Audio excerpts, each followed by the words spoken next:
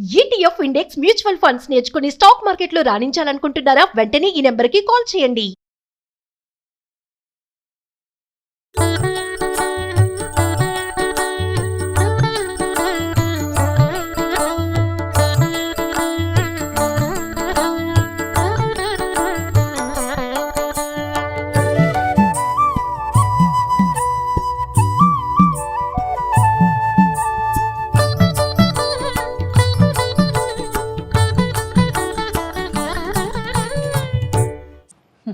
ఏం స్వీట్ తయారు చేసుకుందాం మనం? నా ఆల్ టైమ్ ఫేవరెట్ ఎస్, రవ్వ లడ్డు. రవ్వ లడ్డు చేద్దాం.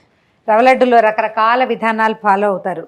కొంతమంది పంచదార పాకం తెప్పిస్తారు, కొంతమంది పంచదార పొడి చేసి దాంట్లో వేడి వేడి పాలు పోస్తారు, ఇంకొకళ్ళేమో పంచదారని అది రవ్వని పాలతో పాటు నానబెడతారు. చాలా ఉన్నాయి. మీ పద్ధతి ఎలా? నేను ఈజీ అండ్ సింపుల్ విధానం ఒకటి నేను రెగ్యులర్గా చేసేది, ఇంచుమించు ప్రతి వారము చేసేసుకునేది. రమాస్ రెసిపీసా? అలాగేనండి, కాస్త అటు ఇటుగా. ఓకే, అంటే ఈజీగా ఎలా చేసేస్తారు రమ్మ గారు? మీరు కనుక్కుంటారా? అంటే అన్నీ ఎక్కడ చేస్తాను, నేను చేసేవి నేను ఈజీ చేసుకుంటాను. నేను ఇప్పటి వరకు మీతో చాలా రెసిపీస్ చేశాను. ఆల్మోస్ట్ ప్రతిదీ సింపుల్ గా క్విక్. అంటే ఇవన్నీ అరేంజ్ చేసుకోవడానికి మాత్రమే టైం పడుతుంది. నీకు అర్థం కాలేదు. బద్దకస్తుల రెసిపీస్, లెంగ్ది ప్రాసెస్, అదేంటో ఇదేంటో ఏదోదో చేయాలంటే చాలా ఓపిక కావాలి. అవునండి, అవును. నీకు ఇప్పుడు ఇవాళ రేపు రోజు ఏంటి, ఒక ఫోన్ చేస్తే వస్తువు వచ్చేస్తుంది. 10 నిమిషాలు బయటికి వెళ్తే మనం తెచ్చేసుకోగలుగుతాం. ఏమిటి కష్టపడి చేసుకోవాల్సిన పెద్ద పెద్ద పదార్థాలని సింపుల్ పదార్థాలు కూడా కొనేసుకుంటున్నారు. అవునండి, ఇప్పుడు ఇంత సింపుల్ మనం ఇంట్లో చేసుకోవచ్చు. దాన్ని ఇంకా సింప్లిఫై చేస్తే ఇంకా ఈజీగా ఉంటుంది. నేను సాయంకాలం ఒక అరగంటలో చేసేస్తా, అంతే అంతే. Evening snack. ఒక గ్లాసు రవ్వతో చేస్తే నేను చేసే సైజులో 18 నుంచి 20 లడ్డూలు వస్తాయి. ఉంటాయా రమ్మ గారు? 2-3 రోజులు 20 లడ్డూలు కదా కాదు, 20 లడ్డూలు ఎన్ని రోజులు రావాలి మనకి? సింపుల్గా అయిపోతుంది. అది పెద్ద కష్టము కాదు. కొంచెం నెయ్యి బయట నుంచి తెప్పించుకునే పద్ధతి తగ్గించుకోవచ్చు. నా ఉద్దేశం మాత్రం అదే జయ. నేను ఎక్కువగా దాన్ని అనుకుంటాను. ఎంతసేపు ఏదో ఒకటి తెచ్చుకోవటం తెప్పించుకోవటం చేయకూడదని ఉంటుంది. మరి సరే చూద్దాం. చూడు, జీడిపప్పులు కిస్మిస్లు వేయించి పెట్టుకుందాం. మొదట ఓకే, కలిపి వేయించుకోవచ్చు, విడిగా వేయించుకోవచ్చు. ఇందులో మీ ఓపిక. నేను చారపప్పు వేస్తాను, అదేమిటి పిస్తా వేస్తాను, ఓకే, తర్వాత బాదం పప్పులు ముక్కలు చేసి వేస్తాను. అంటే వేసుకోండి అవన్నీ కూడా. ఇప్పుడు సింపుల్ ఈజీ అనగానే వస్తువులు చేతికి అందుబాటులో జనరల్గా అందరి ఇళ్ళలో ఉండేవి. కాస్త జీడిపప్పు కిస్మిస్ ఖచ్చితంగా ఉంటాయి. ఆ 4 వేసేసుకుని చేసేసుకోవాలి. ముందు నేతిలో కొంచెం జీడిపప్పు బాదం పప్పులు వేయించుకోవాలి. రమగారు, నాకు ఒక అనుమానం అండి. ఇప్పుడు మనం మామ్స్ కిచెన్ అని స్టార్ట్ చేసాం కదా. జనరల్గా ఇప్పుడు మీరు ఇంతకు ముందు అనినట్లుగా జస్ట్ ఇలా ఒక మెసేజ్ పెడితే చాలు, మనది అయిన వెంటనే మెసేజ్ అయిన వెంటనే వచ్చేస్తున్నాయి, ఆర్డర్స్లో వచ్చేస్తున్నాయి. Food even coffee, tea, breakfast, lunch, ఇది ఉంది ఇది లేదు అనే పరిస్థితి లేదు కదా రమ్మగారు. ఇలాంటి కుకింగ్ షోస్ చూసి అబ్బా మనం ఇంట్లోనే చేసేసుకోవచ్చు అనే ఆలోచన వస్తుందంటారా? మనదని కాదు, జనరల్గా నేను అడుగుతున్నాను. అంటే ఇప్పుడు అలా అనుకునే పక్షంలో ఇన్ని కుకరీ షోస్ ఉంటాయా? కుకరీ షోస్ ఉన్నాయి, కుక్ బుక్స్ ప్రింట్ అవుతున్నాయి. అంటే ప్రజలు చాలా మంది చూస్తున్నారు, చేసుకుంటున్నారు అని నమ్మాల్సిందే కదా. అంటే ఇప్పుడు అవకాశం ఉంది కాబట్టి తెప్పించేసుకుంటాను జయ. అవకాశం లేని రోజులు చాలా ఉంటాయి మన జీవితంలో. అప్పుడు ఏం చేయాలి? తర్వాత ఏదైనా కొంచెం డిఫరెంట్గా కొత్తగా చేద్దాం అనిపిస్తుంది అనుకో, అప్పుడు ఏం చేస్తాం చెప్పు? ఒకసారి పెద్ద పాత్రలోకి తీసేస్తున్నా, వీటిని వేగిపోయినాయి.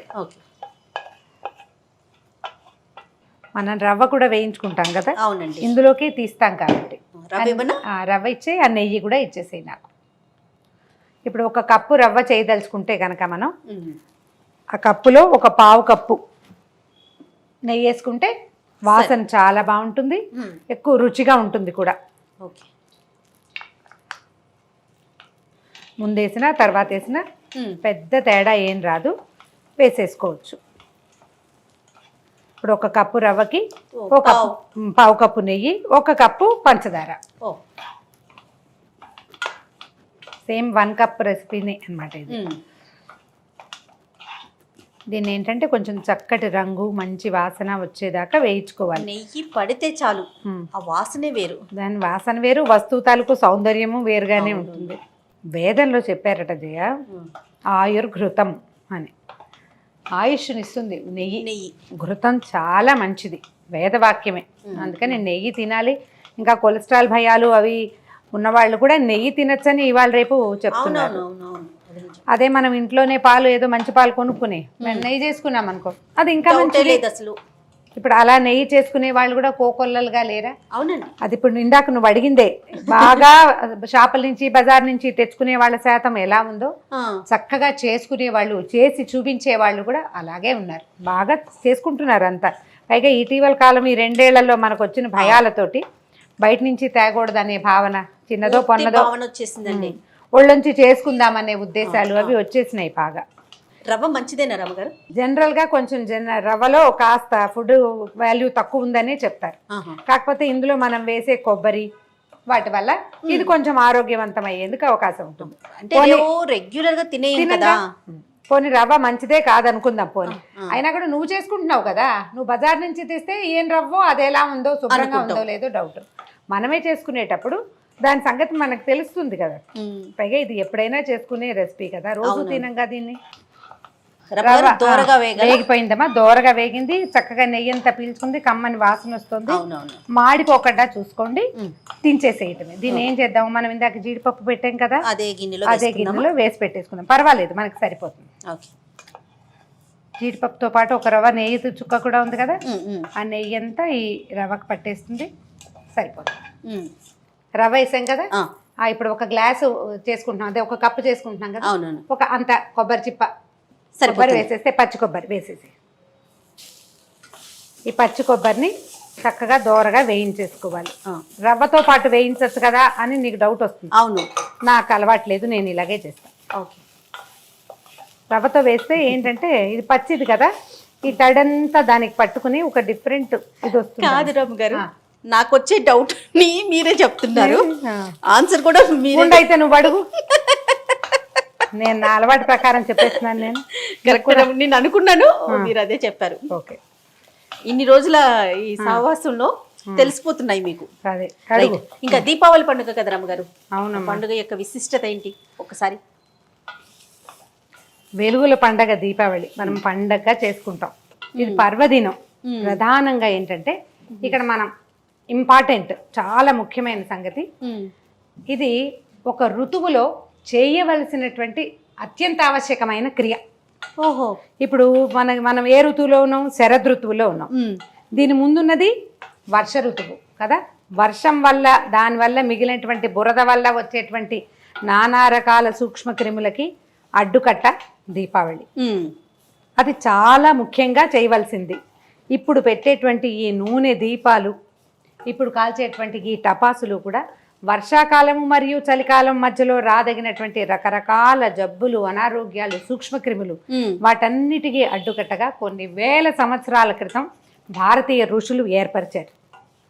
మిగిలిన దేశాల వాళ్ళ సంగతి మనకు తెలియదు. మన దేశంలో ఏం జరుగుతుంది అంటే ఇదే కదా జరిగేది.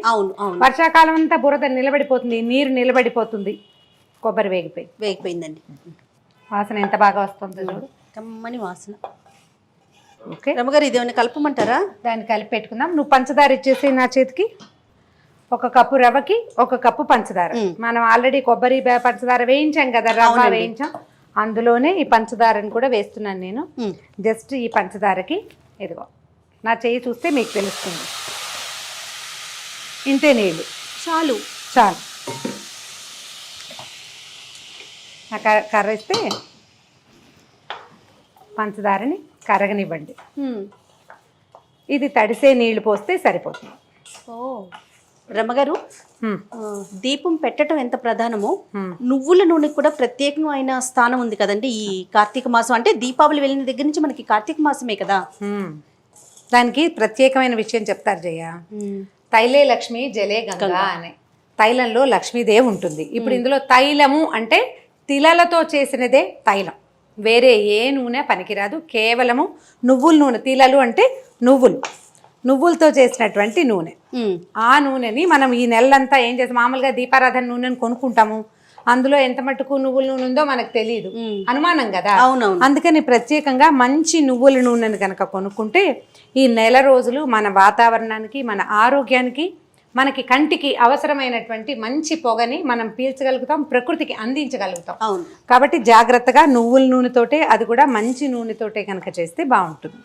జయ చూడు, పంచదార కరిగిపోయింది. చిన్న చిన్న గ్రాన్యూల్స్ ఉన్నాయి కదా, అవునవును. ఈ కాస్త గ్రాన్యూల్ మనం ముంచుకోవచ్చు. ముంచుకుంటే బాగా పంటికి తగులుతూ ఉంటే బాగుంటుంది. తగులుతూ ఉంటే ఏం చేద్దామంటే ఈ పాకంలో ఒక్క చిటికెడు కుంకుమ పువ్వు చాలా కొంచెం. ఇది మన ఇంట్లో ఉంటే, మనకు అలవాటు ఉంటే, మనకు అవకాశం ఉంటే చేయండి, లేకపోతే లేదు. తర్వాత ఏలకుల పొడి కొంచెం. ఇప్పుడు ఆ రవ్వ ఎత్తి ఇందులో పోసి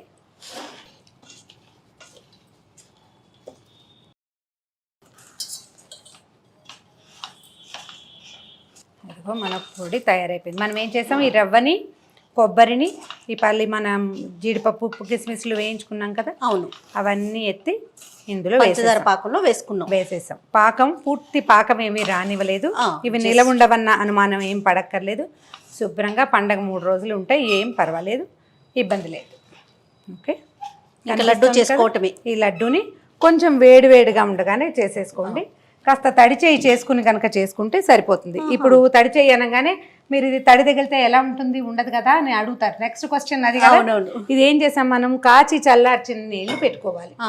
కాచుకుంటాం, మంచినీళ్ళు కాచి పెట్టుకుంటాం కదా. అవునండి. ఆ చల్లార్చిన నీళ్ళు పెట్టుకుంటే ఇందులో మనం చక్కగా చేయి పెట్టచ్చు, ఏమి ఇబ్బంది లేదు, వస్తువు కూడా పాడదు. ఓకే, రమ్మగారు లడ్డు చేసి తీసుకోవటమేనా? అంతే. ఇది కొంచెం ఎలా అంటే కాస్త వేడి చల్లారనిస్తే, బాగా చల్లారితే పొడి అయిపోతుంది. ఎక్కువ చల్లారకుండా కొంచెం వెచ్చగా ఉండగానే చేసేసుకుంటే సరిపోతుంది. చెయ్యి వేడి పట్టే వాళ్ళకి అలవాటైతే అవుతుంది, చేసేయగలుగుతాం మనం. ఉంటాయా రమ్మగారు ఒక 2-3 రోజులు? 3 days తర్వాత కూడా 2-3 రోజులు ఉన్నా పర్వాలేదు. కొంచెం డ్రై అవుతాయి 3 రోజులు ఉన్న కొద్దికి. డబ్బాలో పెట్టి మూత పెట్టుకోవాలి. బాగా వేడిగా ఉన్నట్లుంది రమ్మగారు. వేడిగా చేస్తే చక్కగా గట్టిగా అవుతాయి, బైండింగ్ బాగుంటుంది. ఈ జీడిపప్పులు ఇంకా చిన్న చిన్న ముక్కలు చేసి కూడా కలుపుకుంటే అప్పుడు కూడా బాగుంటుంది. ఎక్కువ తడిచేయి కూడా చేసుకోక్కర్లేదు. మనం తక్కువ చేసుకుంటే చకచక అయిపోతాయి. కొంచెం కేజీ పప్పు రవ్వ పోసుకున్నాం అనుకో, కిలో చేయదలుచుకుంటే 2వ మనిషి ఉండాలి. అవును, ఆ 2వ వాళ్ళు కూడా వేడిలో చేయబెట్టి చేయగలిగే వాళ్ళు కావాలి. ఇప్పుడు చూడు, ఇది సింపుల్ గా అయిపోయినట్టే ఉందా. కానీ ఈ పని అంతా చేయొద్దు, లడ్డూల పని చెయ్యాలి. మరి అదేమిటి, లడ్డూలు కావాలంటే కాదు, ఇంకొక మనిషి ఉండాలి కదా రమ్మగారు. ఎక్కువ చేయాలి అంటే దానికి చేయాలంటే 2వ వాళ్ళు ఉండాలి. చక్కగా ఇంట్లో మగవాళ్ళకి లడ్డూలు చేయటం నేర్పించండి అమ్మా, నా మాట విని. అబ్బాయిలు ఉంటే వాళ్ళకు కూడా నేర్పించండి, చక్కగా చేయబెట్టి చేసేస్తారు.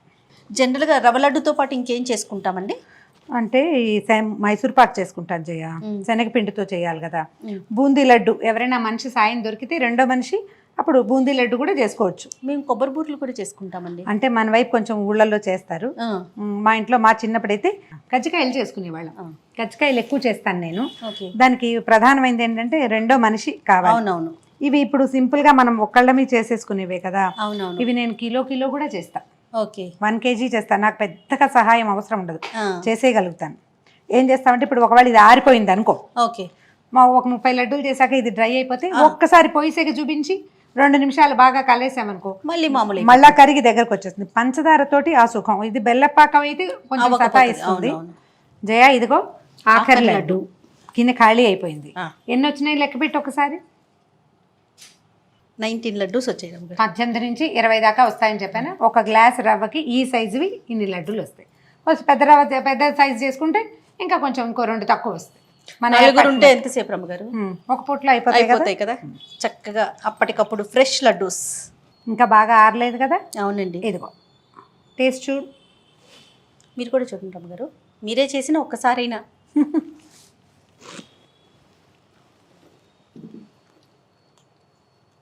బాగుందా?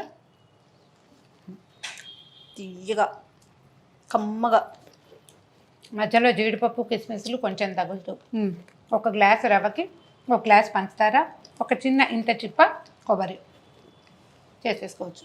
చక్కని కమ్మని తీయని, అంటే నాకు పదాలు కూడా రావట్లా దాని టేస్ట్ చూసాక.